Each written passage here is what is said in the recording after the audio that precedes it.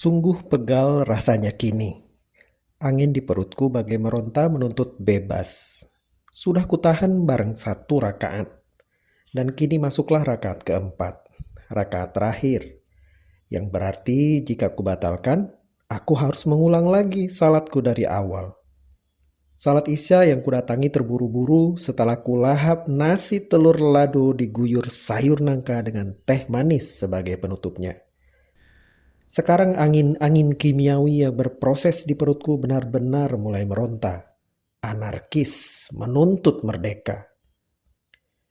Dengan terpaksa kubatalkan salatku lebih awal. Akan kuulangi lagi setelah perutku lega. Aku tak ingin memikirkan apa yang dipikirkan jamaah lain. Mereka pasti paham ini masalah darurat. Salahku juga menunda-nunda membatalkan salatku. Padahal salat dengan menahan kebutuhan pembuangan itu malah tidak akan diterima Allah. Harus dituntaskan dulu panggilan alam itu. Saat berjalan ke arah toilet, jamaah salat sudah masuk ke gerakan ruku. Bangunan toilet musala kami berbarengan dengan tempat wudhu terpisah dari bangunan utama. Sekitar 30-an meter saja jaraknya. Aku dengar pembangunannya didanai sepenuhnya oleh Dr. Sanusi. Dokter yang dermawan beliau itu. Kualitasnya juga tidak setengah-setengah. Keramik lantai dan dindingnya bahkan lebih baik dari rata-rata rumah standar komplek ini. Jika bukan di waktu Isya, mungkin aku akan santai berlama-lama menuntaskan proses akhir sistem pembuanganku. Sembari mengagumi dan berandai-andai kapan kiranya rumahku memiliki toilet dengan kualitas begitu. Namun, jamaah salat lebih cepat membubarkan diri setelah salat Isya selesai. Kalaupun ada yang salat sunat, mereka tidaklah berlama-lama. Mereka biasanya bapak-bapak yang sedari maghrib bertahan di musala bercengkrama sampai waktu Isya tiba. Dan setelahnya lampu-lampu musala akan dimatikan hingga hanya satu saja yang dibiarkan menyala. Yaitu pada sisi lain musala yang tidak mengarah ke toilet. Meskipun lampu toilet terang benderang bagai lampu rumah-rumah orang kaya, tapi di sekitarnya akan gelap dengan banyak pohon yang mengitarinya. Untuk ke toilet, aku harus melewati jejeran keran wudhu terlebih dahulu. Kulihat sekilas keran patah yang disumbat potongan kayu bulat berbalut plastik. Kemarin, anak-anak bermain di sana dan memanjat dinding penyekat dengan berpijak ke keran hingga patah. Prak! Sesuatu yang keras menimpa kepalaku. Mataku berkunang-kunang. Salah satu balok kayu sisa gotong royong minggu kemarin rupanya. Sudah kuduga. Rak darurat penopang balok kayu tersebut memang tampak tidak aman untuk ditempatkan di tempatnya saat ini. Hukum Murphy berkata, kalau sesuatu berpotensi salah, maka hal salah yang akan terjadi. Begitulah kira-kira yang aku ingat. Dan seekor cicak besar tokek berwarna hitam berkelebat dari balik susunan balok menuju ke dalam toilet. Hei, aku gak suka ya, gumamku dalam hati. Benar saja, di dalam toilet aku harus berjongkok sambil diteror si tokek kegelapan yang berada di hadapanku. Hinggap di ketinggian 2 meteran sambil terlihat mengawasiku. Sebenarnya aku yang mengawasinya sambil menghunus sendal demi keselamatan mentalku. Si tokek memang bikin ngeri. Warnanya edisi gelap pula. Tokek kegelapan memang nama yang cocok kalau dia punya KTP. Jika saja rasa mulesku bukan di level darurat, mungkin aku lebih memilih urung masuk ke toilet yang ada tokeknya. Benar-benar sulit untuk tidak merasa terancam dengan keberadaan tokek di sekitaran, apalagi dalam jarak yang kurang wajar. Menurutku jarak wajarnya adalah sekitar 1 kilometer sajalah kira-kira. Cukup banyak cerita miring mengenai tokek. Ada yang bilang ludah tokek bisa melukai mata. Ada juga yang mengait-ngaitkannya dengan hal mistis dengan mengatakan bahwa tokek adalah mata-matanya dukun. Untuk yang terakhir lumayan bikin begidik. Soalnya bahan obrolan terkini aku dengan temanku adalah perihal suara tokek yang mulai ada di sekitar rumahku. Padahal sebelum-sebelumnya tidak pernah. Jika dihubung-hubungkan dengan kematian tetanggaku baru-baru ini yang sering diisukan sebagai pelaku ritual hitam, aku lumayan merasa seram juga. Aku mencoba mencari pemikiran baik mengenai si tokek kegelapan ini. Misalnya bahwa dia membantu memakan nyamuk. Aku masih merasa cukuplah cicak dengan warna krem polosnya yang menempel di dinding-dinding rumah. Jangan cicak bertekstur biawak mini. Sambil tetap siaga dengan sendal di tanganku, aku teringat ucapan salah satu temanku yang entah siapapun aku lupa. Bahwa salah satu keistimewaan tokek adalah bunyinya yang dapat membuka ruang-ruang gaib.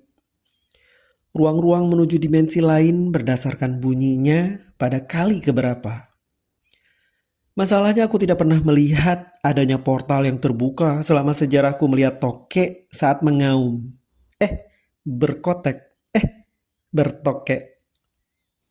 Aku memikirkan Godzilla yang menyemburkan sinar biru ke dinding lalu terbentuklah portal. Aku terkekeh sendiri. Ups, aku di toilet. Tiba-tiba si tokek kegelapan mengeluarkan bunyi ancang-ancang yang biasa dikeluarkan sebelum suara utama tokek pada umumnya. Taka. Aku entah kenapa secara spontan bersiap untuk berhitung. Tokek. 1. Tokek. 2. Tokek. 3. Tokek. Sebelum sempat selesai hitunganku yang keempat, si tokek kegelapan melepaskan daya rekatnya dari dinding dan mendarat cepat di wajahku. Panik tak terkira. Otot mukaku mengejang luar biasa. Sendal bergerak bagai kilat menghantam apa-apa saja yang didapat. Lampu padam sepersekian detik lalu menyala. Entah kenapa, tokek kegelapan terkapar. Bagian kepalanya yang kena kurasa. Bagian itu yang bentuknya sudah tak sama. Geli, jijik, lega, bercampur semua. Dasar kau tokek gelap. Jadi mati kan kau sekarang? Aku terpaksa, maaf. Usai sudah semua. Proses bongkar muat penuh drama. Penuh teror lebih tepatnya. Aku keluar dari toilet lalu mengambil air wudhu. Ritme napasku masih belum benar-benar teratur. Kubiarkan saja si tokek kegelapan tetap pada posisi terakhirnya. Biar pengurus musala saja yang mengurus dia. Aku trauma. Lampu musala sudah dipadamkan.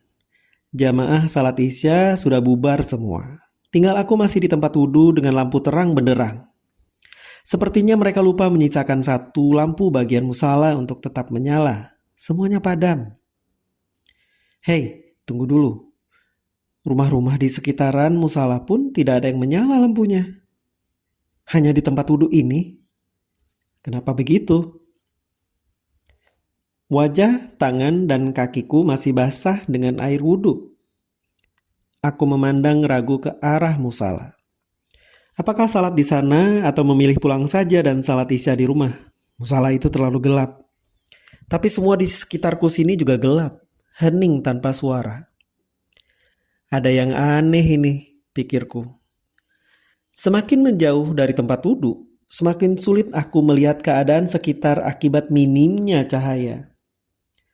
Aku memutuskan untuk ke musala saja dan mencoba menyalakan lampu di sana. Namun pintunya tak dapat kubuka. Kok tumben? Aku benar-benar merasa tidak nyaman. Tanganku masih menggenggam gagang pintu musala sambil berpikir untuk pulang saja. Kulihat bangunan tempat wudhu yang masih terang itu, sengaja tidak kumatikan lampunya. Aku baru sadar bahwa ada kabut tipis mulai mengitari komplek musala ini. Bangunan berlampu terang di tengah kegelapan yang canggung, diselimuti kabut tipis yang entah dari mana asalnya. Harus ada penjelasan untuk fenomena ini, pikirku. Aku memaksa langkah yang entah bagaimana terasa kaku untuk cepat-cepat pulang ke rumah. Semakin jauh dari komplek musala, semakin gelap keadaannya. Di samping musala, kulayangkan pandanganku ke sekitar. Dan dengan enggan harus kuakui bahwa aku tidak berada di tempat yang benar. Ini benar komplek perumahanku, tapi bukan dunia yang aku ketahui. Tidak ada satu makhluk pun di sini. Sunyi, senyap, tanpa penghuni. Ya ampun. Tubuhku mulai gemetaran. Aku benar-benar tidak tahu mesti bagaimana. Dengan lirih kulantunkan azan. Suaraku terbata-bata. Allahu Akbar, Allahu Akbar. Tiba-tiba sebuah suara yang tidak asing mengejutkanku. Tak tak tak tak tak tak tak tak tak tak. Toke. Toke. Toke. Tidak. Tidak. Tolong. Aku benar-benar terguncang. Dek, bangun. Adik nggak apa-apa. Kami dapati adik terbaring di sini dengan balok berjatuhan. Adik tidak apa-apa. Apakah merasa mual? Kalau mual takutnya geger otak. Aku dibangunkan bapak-bapak yang berkumpul di sekitarku. Suara mereka terdengar merdu menenangkan. Mimpi rupanya.